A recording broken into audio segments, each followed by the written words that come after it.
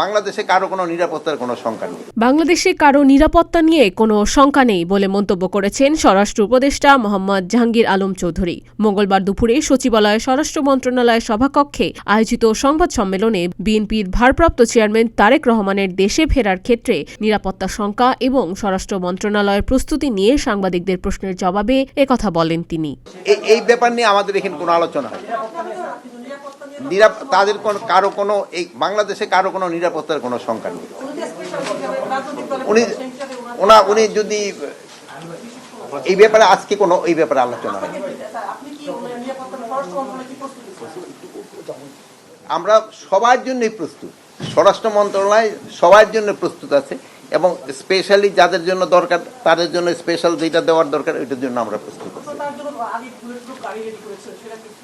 আমরা করছি সবাই একটা স্ট্যাটাস তো থাকে ওইরকম একটা বলেন। আর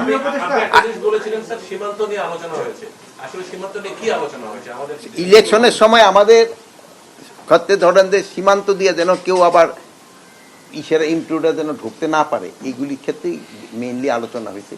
প্লাস আপনার ধরেন কোনো রকমের যেন উস্কানিমূলক ইটি যেন বাইরে থেকে যেন না এইসব ব্যাপারে আলোচনা।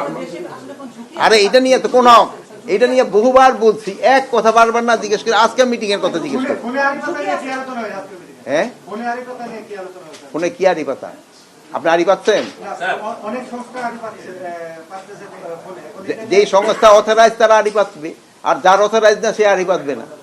হত্যাকাণ্ডের একটা রিপোর্ট দিয়েছে তদন্ত কমিশন, সেই এর আগে মানে অনেকগুলো রিপোর্ট হয়েছে। আসলে আপনারা স্বরাষ্ট্র মন্ত্রণালয় এই রিপোর্টটাকে কিভাবে দেখছেন? এই যেহেতু এই স্বরাষ্ট্র মন্ত্রণালয় এটা খুব সিরিয়াসলি দেখতেছে এবং এটা আপনি দেখছেন ওই ভলিউম কতগুলি এগুলি আমাদের সম্পূর্ণটা পড়া হয় নাই। পড়া হওয়ার পরে ওনাদের যে রিকমেন্ডেশন এটা অবশ্যই বাস্তবায়ন করতে হবে।